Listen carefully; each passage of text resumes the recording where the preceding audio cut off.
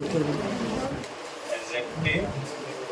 और एडवर्ब, ये primary part of speech. इसके अलावा जो आपके सामने प्रोनाउन आ गया, जो आपके सामने कंजंक्शंस आ गए, जो आपके सामने प्रीपोजिशंस आ गए, ये आपके सामने इंटरजेक्शंस आ गए, they are secondary part of speech. Why I am saying कि ये प्राइमरी पार्ट ऑफ स्पीच है और ये सेकेंडरी पार्ट ऑफ स्पीच है। क्यों मैं ऐसा कह रहा हूँ? ये प्राइमरी है और वाली सेकेंडरी है। जो प्राइमरी पार्ट ऑफ स्पीच होती है ये डायनेमिक होती है, ये चेंज हुआ करती है। तुमने देखा होगा कई सारी वर्ड बढ़ चुकी हैं, कई सारे नाउन बढ़ चुके हैं। सेल्फी जैसा कोई वर्ड नहीं था लेकिन आज एक वर्ड एग्जिस्ट करता है, सेल्फी। कोरोना जैसा कोई वर्ड नहीं था लेकिन आज एक वर्ड एग्जिस्ट करता है, कोरोना। तो नाउन बढ़ सकते हैं, वर्ब बढ़ सकती हैं, एडजेक्टिव बढ़ जाते हैं, एडवर्ब बढ़ जाते हैं। आज हो सकता है 50 हो तो हो सकता है 60 हो जाए। ये एग्जिस्ट करते हैं और बढ़ते करते रहते हैं। कई सारे वर्ड ऐसे हैं जिनका मीनिंग मतलब बदल जाता है, पूरा मीनिंग बदल जाता है। जैसे एक छोटा सा वर्ड मैं आपके लिए लिखूं, बहुत इम्पोर्टेंट है। इम्पोर्टेंट क्या है कि स्पेलिंग्स चेंज हो जाती हैं। अगर आपने कभी देखा हो, पहले हम लोग लिखते थे ओके, AY, फिर स्पेलिंग बदल के हो गई ओके। बात आपको समझ पा रहे हैं? सर की स्पेलिंग होती थी SIR, फिर वो चेंज होकर हो गई SIR। See what I am saying कि नाउन, वर्ब, एडजेक्टिव या एडवर्ब, ये जो प्राइमरी आपके सामने वर्ड हैं, ये प्राइमरी पार्ट ऑफ स्पीच, इनमें चेंज हुआ करेगा, ये बदला करेंगे। लेकिन तुमने कभी ऐसा देखा कि प्रोनाउन कोई और हो गया हो? I, we, you, they, he, she, it, they, thou के अलावा कोई प्रोनाउन दिखा उस तक कि कोई और प्रोनाउन हो जाए? या कंजक्शन में अगर आप जाओगे तो क्या कोई और कंजक्शन आपको दिखेगा? बट, एंड, और, नॉट, वही तो दिखेंगे। ये और कोई कंजक्शन दिख जाएगा? या प्रीपोजिशन की बात कर लो तो क्या ऑन, अंडर, लोअर, इनके अलावा और भी प्रीपोजिशन दिखते हैं? मतलब एक लिस्ट है पूरी। प्रीपोजिशन नहीं घटते बढ़ते, इंटरजेक्शन क्या घटते बढ़ते हैं? नहीं।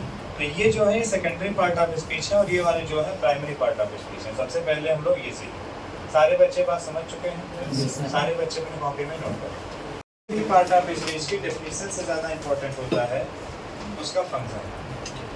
ठीक है?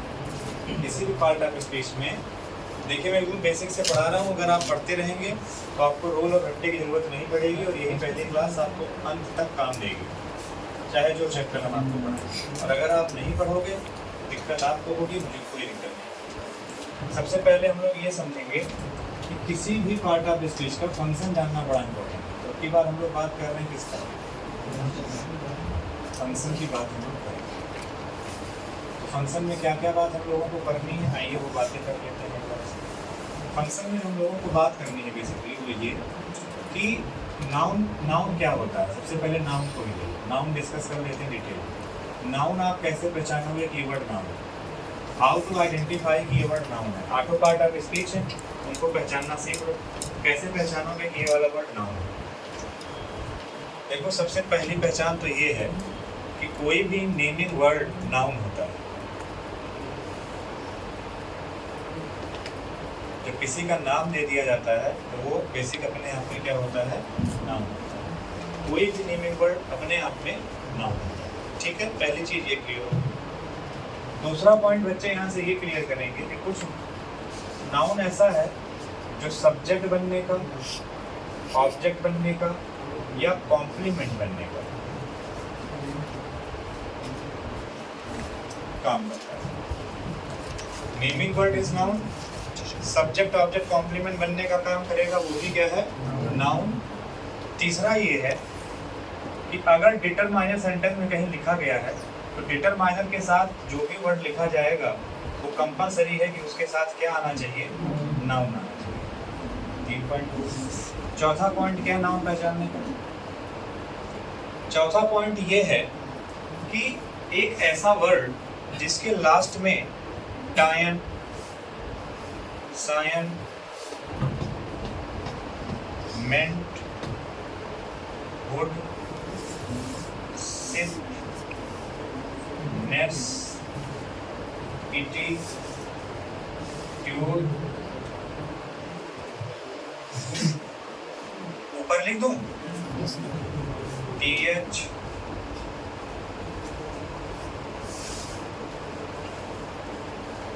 डम,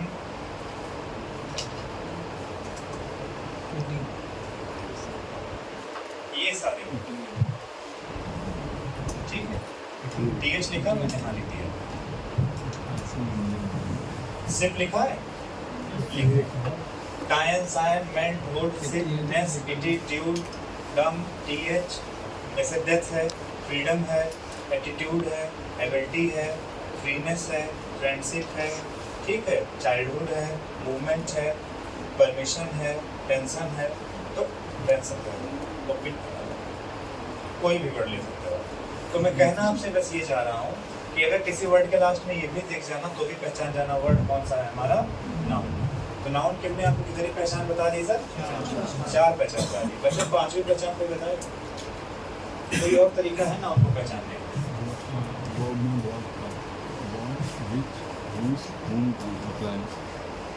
कोई और तरीका है नाउन को पहचानने का? वो तो वही है, और भी कोई तरीका है नाउन को पहचानने का? एक और तरीके की नाउन होती है, मैं यहाँ लिख रहा हूँ, जिसको हम कहेंगे डू के साथ वर्ब की फर्स्ट फॉर्म या वर्ब की ING फॉर्म। ये भी नाउन का काम करेगी, और अगर ये भी नाउन का काम करेगी तो ये भी क्या बनेगी? सब्जेक्ट बनेगी, या क्या बनेगी? ऑब्जेक्ट बनेगी। और चूंकि ये वर्ब से बनी हुई नाउन है, इसलिए इसका नाम हम लोग कौन सा नाउन देंगे बच्चे? इसका नाम हम लोग देंगे वर्बल नाउन। क्या नाम दिया आपने? इसका नाम दिया वर्बल नाउन। तो आज की क्लास में केवल हम लोग नाउन के बेसिक को डिस्कस करेंगे, कल की क्लास में प्रोनाउन के बेसिक को डिस्कस करेंगे। तो नाउन के बेसिक में सबसे पहले हम लोग सीखेंगे, और अभी आप नोट मत करिए कि मुझे पढ़ाने दीजिए नाउन का बेसिक क्या क्या है, ठीक है? नोट करना चाहें तो अभी कर लीजिएगा, बाद में पहले मैं पढ़ा लूँ तो खचक, ठीक है? तो नाउन इज नेमिंग वर्ड। सबसे पहले ये कितने लोगों को मालूम था? आई थिंक सबको मालूम होगा। सब्जेक्ट ऑब्जेक्ट बनता है, यहाँ से कहानी शुरू हो जाएगी डिटेल वाली, यहाँ से कहानी शुरू हो जाएगी कॉम्पिटिशन वाली। आपको लग रहा है कि कुछ लेवल है पढ़ाई का? नाउन के बारे में हम केवल एक ही चीज़ याद रखते हैं कि noun is naming word. Note करना अलग से। आराध्या बड़े कुछ कि हमको नोट्स नहीं बनाने पड़ेंगे, हमें बदल के पढ़ा देंगे। अपने पास तो ना कॉपी है, ना कोई नोट्स है, ना ग्रामर में पेन ड्राइव लगा के पढ़ाऊँ। PPT तो मैं लिखते लिखते बना देता हूँ, देखो लिख दिया, बन गई। ये मालूम है, ये कहना नहीं चाहिए। टीचर वो टीचर है या नहीं है तब पता सब चलता है जब वो क्लास में बच्चों के सामने हो, तब पता चलता है। क्योंकि झाँक झाँक के किताबों में पढ़ा रहा है कि नकल मार के पढ़ा रहा है कि मतलब रट के पढ़ा रहा है या कैसे पढ़ा रहा है, तब समझ में आता है। ये जो ऑनलाइन टीचर हैं, सबकी बात मैं नहीं कर रहा हूँ, लेकिन अधिकतर टीचर ये रट के पढ़ाते हैं। सामने इनके चल रहा होता, आंसर फिर चल रही होती, बच्चों का आंसर बता रहे हैं, आंसर बता रहे हैं। धूल होते हैं, धूल 1 नंबर के मक्का। बच्चा बेचारा अंधविश्वासी, अच्छा इससे सीधा साधा कोई नहीं, ये पढ़ने में बस क्या कर सकते हैं? क्या छोड़ेंगे हम लोगों का? नहीं कह 2012 से लेकर के 2023 इतनी लाइफ मैंने केवल एक सब्जेक्ट को डेडिकेट किया है, वो है इंग्लिश। और इंग्लिश में भी एक सेक्शन वो है ग्रामर, और ग्रामर में भी एक सेक्शन वो है फंक्शन।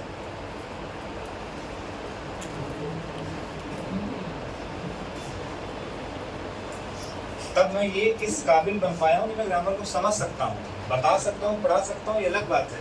कॉम्पिटिशन पढ़ा देना अलग बात है, समझ सकता हूँ लर्निंग लेवल पर। अब आप लोग भाई ग्रेजुएट लेवल पर हो, पता नहीं, मैं लर्निंग लेवल पर भाई। तो किसी का भी नाम अगर मैं लिखूँ तो वो नाउन हो जाएगा। मान लो मैंने नाम लिखा, ये नाउन। मान लो मैंने श्याम लिखा, ये नाउन। मान लो मैंने पेन लिखा, ये नाउन। मान लो मैंने चेयर लिखा, ये नाउन। मान लो मैंने फ्रीडम लिखा, ये नाउन। बात मेरी आपको समझ में आ गई? Any naming word is what? Noun. इतनी बात समझ में आ गई। अब थोड़ा सा हम लोग कहानी बढ़ाएंगे आगे। जो अगला पॉइंट हमने लिखा था, अगर आपको याद हो, कि noun can be subject, object और कॉम्प्लीमेंट। थोड़ा सा हम लोग इसकी कहानी करेंगे। Noun can be subject, object और कॉम्प्लीमेंट।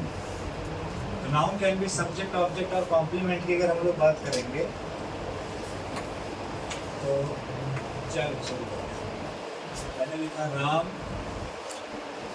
Is our friend.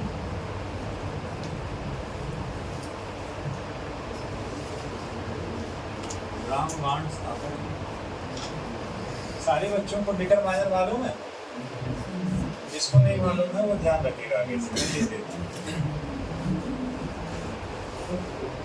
पता नहीं क्या 12 तक पढ़ गया।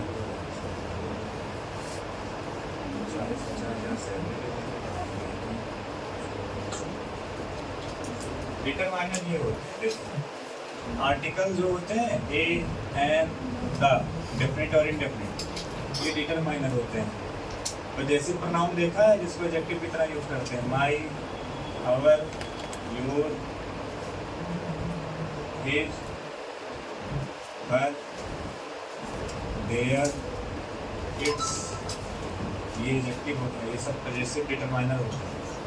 ठीक है, फिर दिस, दैट, दीज, दोज, ये डिटरमाइनर होता है।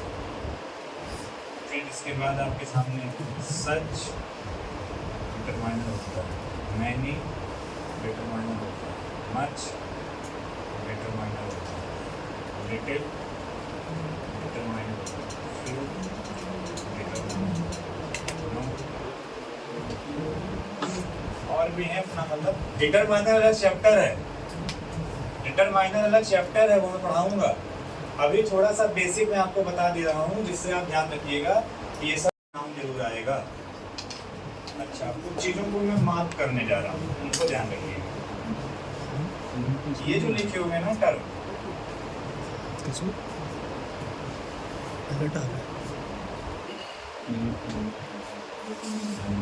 ये कई बार डिटरमाइनर नहीं भी होते हैं। पहले देखो इधर, ये कई बार डिटरमाइनर नहीं भी होते हैं। पहले मैं यही पढ़ा लूँ फिर ही आगे बढ़ूँ। देखो मैं सेंटेंस लिख रहा हूँ। मैंने लिखा दिस इज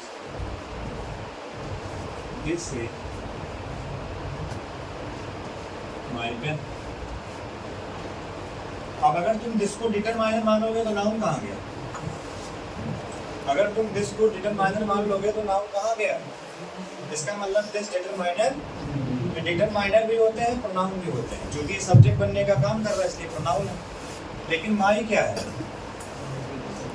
डिटरमाइनर। तो इसके साथ क्या आएगा? नाउन। और नाउन कहाँ है? ये तुम सीखो जो मैं सिखा रहा हूँ बार बार बोल के, अपने आप सीख जाओगे। माई क्या था? डिटरमाइनर। डिटरमाइनर के साथ क्या आता है? नाउन कौन सा था? क्लियर है? अब सेंटेंस को थोड़ा सा चेंज कर दो, ऐसे लिख दो, दिस पेन इज माइन। अब देखो थोड़ा सा, दिस क्या हो गया?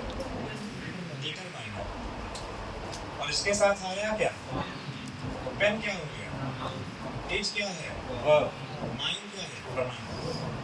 तो जब तुम्हें फंक्शन देने लगेगा तब तुमसे गलतियां आसानी से जाएंगी, अपने आप हो जाएंगे। फंक्शन हमें दिखता नहीं है, हिंदी करके ग्रामर देखने की कोशिश करते हैं। पजामा हो क्या पूरे तरीके से? कभी नहीं सीख पाओगे। फंक्शन समझ में आ रहा है जो मैंने बताया? These are determiners. अब जो नाउन के लिए हमने दूसरी बात लिखी है, मुझे कैसे लगता है मैं यहाँ तक आ पाऊंगा आज? इतना समय हो रहा है, आधे घंटे में आ जाएंगे, परेशान मत।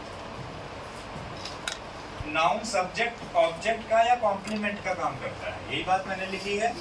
क्या बताया मैंने? नाउन सब्जेक्ट ऑब्जेक्ट या कॉम्प्लीमेंट का काम करता है। तो सब्जेक्ट ऑब्जेक्ट या कॉम्प्लीमेंट का अगर वो नाउन काम करता है तो आ जाओ सीखते हैं सब्जेक्ट कैसे पहचानते हैं, ऑब्जेक्ट कैसे पहचानते हैं। सब्जेक्ट पहचानना और ऑब्जेक्ट पहचानना ये हमेशा के लिए है, ध्यान रखिए। देखो एक वर्ब होती है और इसमें दो नेचर होता है। Spam messages.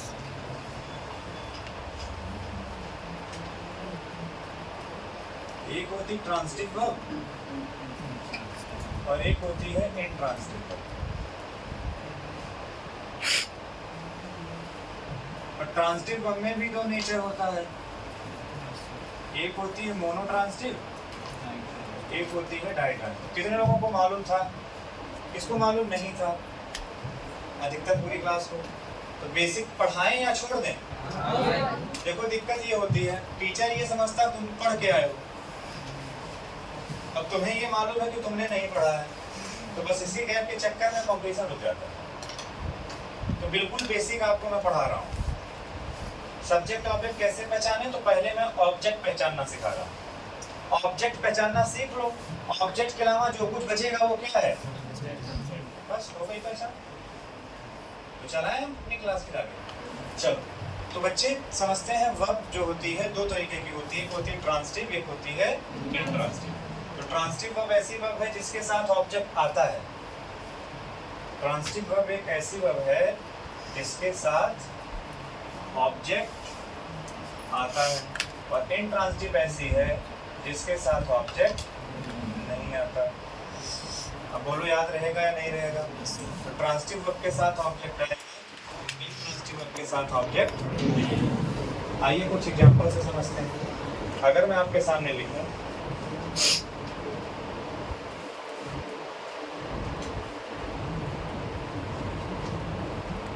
Ram wants a car, बच्चे आ जाओ फटाफट क्लास में समझने के लिए।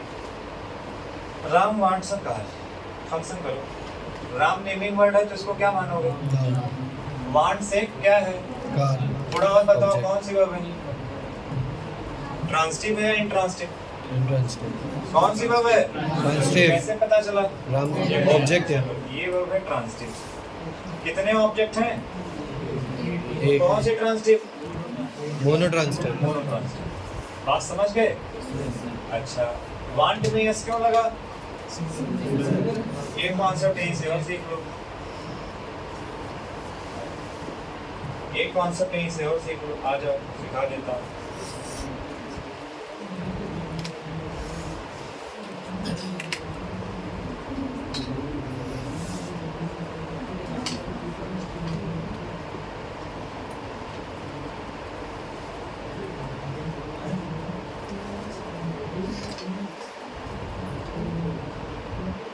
पूरे ग्रामर में इतनी वर्ब हैं जो कंफ्यूज करते हैं। मैं सुन लो, पढ़ा रहा हूँ, इससे सरल कोई पढ़ाएगा नहीं तुमको।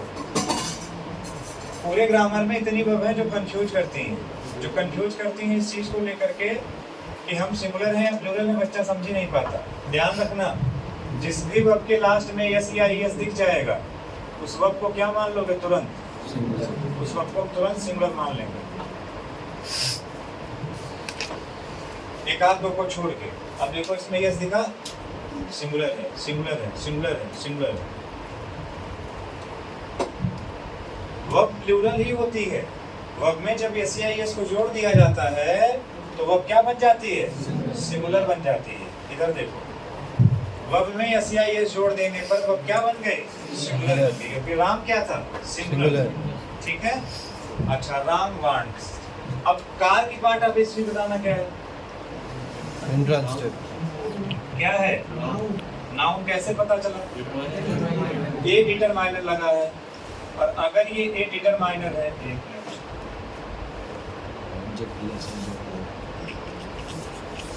अगर ये ए डिटरमाइनर है, ये वाला ए अगर क्या है तो फिर ये वाला क्या बनेगा? नाउन। लेकिन मैंने आपसे कहा है नाउन, नाउन पहचान तो लिया। नाउन काम क्या करता है? सब्जेक्ट ऑब्जेक्ट या, तो ये किसका काम कर रहा है? सब्जेक्ट का। और ये किसका काम कर रहा है? ऑब्जेक्ट का। तो किसका ऑब्जेक्ट है? वांट्स।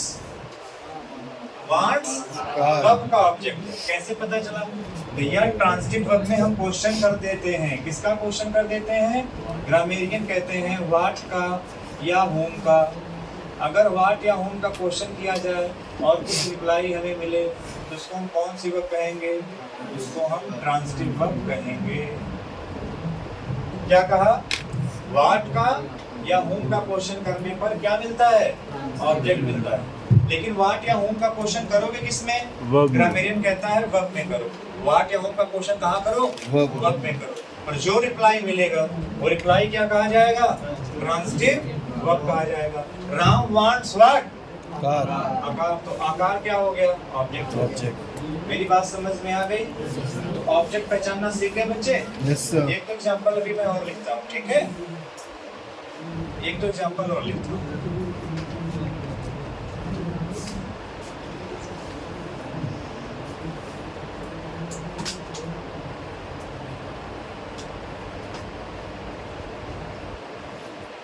टू गो की पार्ट आप इसमें कर रहा हो, वैसे सबको मालूम होगा ये इंफिनिटिव है। टू के साथ जब आपकी फर्स्ट फॉर्म लिखी जाती है तो उसको इंफिनिटिव कहते हैं। नहीं मालूम है तो कई साइड में नोट कर लेना। टू के साथ आपकी फर्स्ट फॉर्म को इंफिनिटिव कहा जाता है। केवल अगर आपकी आईएनजी फॉर्म आ रही है तो उसको जीरेंट कहा जाता है। हेल्पिंग वर्ब के साथ अगर आईएनजी फॉर्म आ रही है तो उसको कॉन्टिन्यूअस कहा जाता है। अभी इतना जानू तो ये चीज काम नहीं, ज्यादा बता देंगे तो बाउंस हो जाएगा। अब ये क्या है? इंफिनिटिव है। Ram wants to go. बच्चा देखो इधर, अब ये क्या मानोगे? इसकी पार्ट ऑफ स्पीच तो तुमको मालूम है इंफिनिटिव है, लेकिन आज पार्ट ऑफ स्पीच में इंफिनिटिव का तो कहीं जिक्र हमने किया नहीं था, उसमें इसे कहाँ रखें? तो इधर आ जाओ, वर्ब में रख दें। चलो तो दो वर्ब एक साथ रख दोगे। राम क्या है? राम क्या है? सब्जेक्ट। वांट्स क्या है? वर्ब। ये है क्या? वांट्स क्या है? अब राम वांट्स व्हाट? अभी कहा ना कि व्हाट का रिप्लाई क्या होता है? ऑब्जेक्ट होता है। पढ़ाया नहीं पढ़ाया है? तो जैसे मैंने लिखा था राम वांट्स अ पेन, तो Ram what want a pen, वैसे मैं लिख रहा हूँ राम वांट्स व्हाट। तो टू को क्या हो गया? टू को यहाँ पर हमारा हो गया ऑब्जेक्ट। और अगर ये ऑब्जेक्ट हो गया तो ऑब्जेक्ट बनने का काम कौन करेगा? नाउन। तो कौन सा नाउन हुआ? Verbal noun. क्लियर है भाई? मुझे लग रहा बाउंस मार रहा है। समझ में आ रहा है सभी को? Girls things are clear and boys things are clear? नहीं वाले, अरे चलाक बॉय, समझ गए मेरी बात को? तो नाउन या तो सब्जेक्ट होता है या तो ऑब्जेक्ट होता है। चलो एक एग्जांपल और देखते हैं।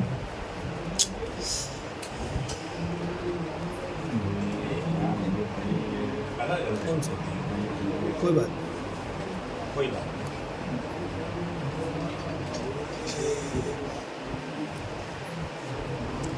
देखेंगे, लेकिन 14 मिनट के बाद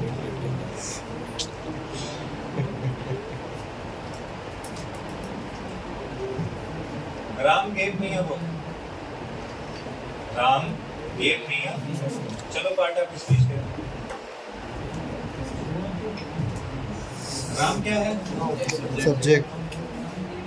गेव क्या है? वर्ब। मी क्या है? ऑब्जेक्ट। आ क्या है? डिटरमाइनर। चाहिए क्या? अच्छा, दोनों को मिला दिया जाए, दोनों क्या है? क्लियर? Yes sir. देखो कैसे। Ram gave what? Book. whom? तो ध्यान रखिएगा, इतना तो क्लियर होगा कि ये वाला किसका रिप्लाई है? व्हाट का। और ये वाला किसका रिप्लाई है? होम का। तो जो व्हाट का रिप्लाई होता है उसको हम लोग डायरेक्ट ऑब्जेक्ट कहते हैं, और जो होम का रिप्लाई होता है उसको हम लोग इनडायरेक्ट ऑब्जेक्ट कहते हैं। डायरेक्ट ऑब्जेक्ट हमेशा कैसे होते हैं? नॉन लिविंग होते हैं, उनमें जान नहीं होती, लाइफलेस होते हैं। और इनडायरेक्ट ऑब्जेक्ट कैसे होते हैं? वो लिविंग होते हैं। डायरेक्ट इनडायरेक्ट ऑब्जेक्ट पूछ लिया जाए तो भी जान जाना। अब पूछो तो मेरा डिटेल पढ़ा क्यों रहे हो सर?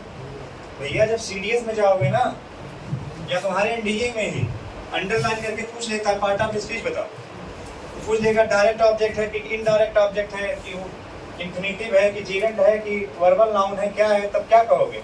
हम तो रूल पढ़े थे रखा क्वेश्चन सॉल्व करने के लिए, ये सब तो पढ़ा नहीं था। तो रूल के चक्कर में मत पड़ो, रूल रट्टे से कुछ नहीं होगा। लैंग्वेज को सीखना पड़ता है, समझना पड़ता है, आएगी पूरी तो जाएगी पूरी। तमीज बदलो, ताबीज के चक्कर में मत पड़ो। मेरा सिद्धांत है, मैं फिर आपसे कह रहा हूँ, इंग्लिश को अगर सुधारना है तो इंग्लिश सुधारने के लिए ताबीज के चक्कर में मत पड़िए, तमीज बदलिए पढ़ने की। 1 दिन 2 दिन 3 दिन हफ्ता महीना समय लग सकता है समझने में, बट प्रोसेस वही है जो मैं आपको बता रहा हूँ। ठीक है ना? चलो ये वाली बात भी समझ में आ गई। तो noun can be subject, noun can be, अच्छा चलो मेरी बात यहाँ तक समझ में आई। किसी को डाउट तो नहीं है? थोड़ा सा कहानी और आगे ले चलते हैं। देखो कोई नाउन अगर ऑब्जेक्ट बन रहा है, नाउन को ले लो या प्रोनाउन को ले लो, नाउन या प्रोनाउन अगर कभी भी क्या बन रहे हैं बच्चे, कभी भी अगर वो ऑब्जेक्ट बन रहे हैं तो ऑब्जेक्ट वो दो चीजों के बनते हैं। ये पढ़ाने के बाद सब्जेक्ट और एग्रीमेंट पूरा चैप्टर खत्म हो जाएगा। 95% क्वेश्चन सब्जेक्ट और एग्रीमेंट के इसी ये कॉन्सेप्ट से खत्म हो जाएंगे। किताब में चैप्टर है, जा घर पे लगा लेना।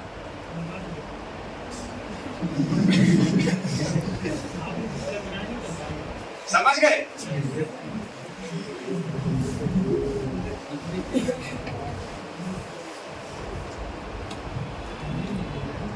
कोई प्रॉब्लम आ ही नहीं सकती।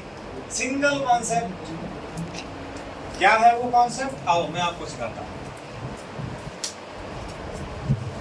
देखो बच्चा, नाउन या प्रोनाउन या तो वर्ब के ऑब्जेक्ट होते हैं या तो ये प्रीपोजिशन के ऑब्जेक्ट होते हैं। नाउन या प्रोनाउन किसके ऑब्जेक्ट होते हैं? या तो ये वर्ब के ऑब्जेक्ट होते हैं या तो ये प्रीपोजिशन के ऑब्जेक्ट होते हैं। तो जब ये वर्ब के ऑब्जेक्ट होते हैं तब ये किसके रिप्लाई होते हैं? व्हाट या होम के। और जब ये प्रीपोजिशन के ऑब्जेक्ट होते हैं तब ये रिप्लाई होते हैं हाउ, वेयर, व्हेन, व्हाई।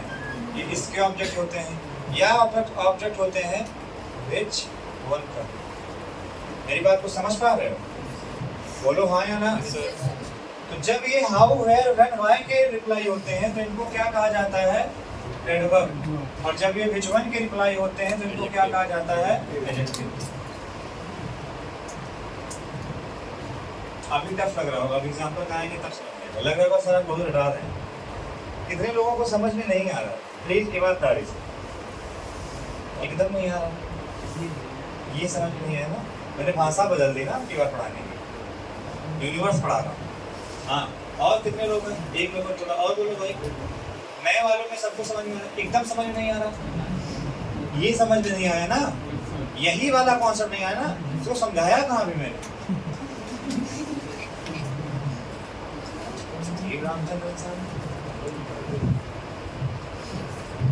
अरे भैया, अभी इस कॉन्सेप्ट को समझाने के लिए मालूम है मुझे बहुत प्रयत्न करना पड़ेगा। सबसे पहले क्या करना पड़ेगा? सबसे पहले एग्जाम्पल लिखने पड़ेंगे, इसको फिट करना पड़ेगा, तब सिखा पाएंगे। आ जाओ।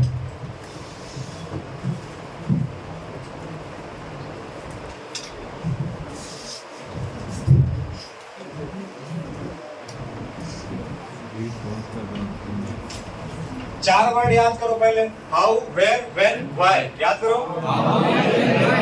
How, where, when, why. How, where, when, why. Adverb होते हैं। क्लियर? Yes sir. एक लोग आ रहे थे एकदम झुके झुके, कहीं क्या हुआ, कहीं बस हालत खराब चल रही है, जा रहे थे टक्कर लग गई। अच्छा, किससे टकराए? बोले कुछ नहीं, छोटा सा हाथी का बच्चा था, उसी से टकरा गए। कैसे टकराए? बोले साइकिल ये थे, वो टकरा गए, उन्होंने पैर रखा, साइकिल ले गई, हम गिरे। तो कैसे चोट लगी, कहाँ चोट लगी, कब चोट लगी और क्यों चोट लगी? कहीं वो नामी बना रहे थे इसलिए। तो चार वर्ड याद हुए, कैसे, कहाँ, कब, क्यों। How, where, when, why. How, where, when, why. How, where, when, why. How, where, when, why. हाँ भाऊ, हाँ भाऊ बताओ। हाँ, अब मैं आपको सामने कह रहा हूँ कि राम सामी इन आकार। पूरी बात पे एक एक शब्द पे कंसंट्रेट करिएगा। राम क्या है? सब्जेक्ट। सा क्या है? इसको देखा।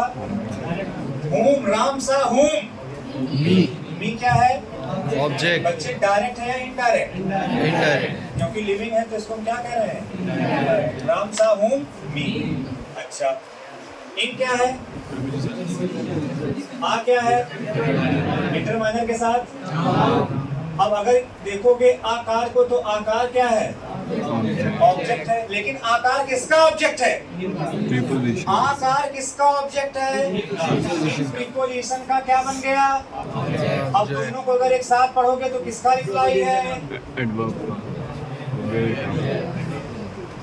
राम सामी वेर।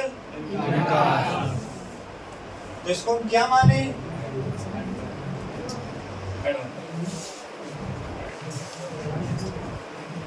क्लियर है? यस सर बोलिए। नहीं क्लियर हुआ? एकदम नहीं क्लियर हुआ? कुछ कुछ समझ में आया होगा? हाँ,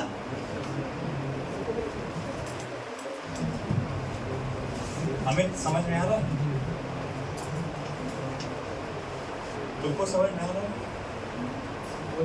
है? Yes sir. पक्का?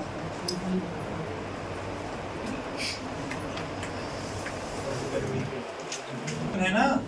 हाउ, वेयर, व्हेन, व्हाई, ये क्वेश्चन वर्ब में किए जाते हैं। और विच वन का जो क्वेश्चन है ये क्वेश्चन नाउन में किया जाता है।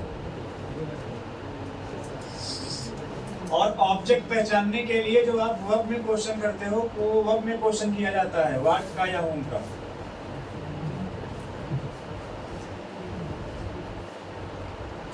विच वन का मतलब हिंदी में होता कौन सा।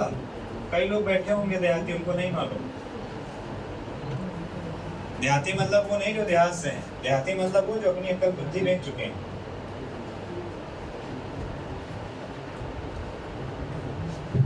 क्लियर है भाई? चल,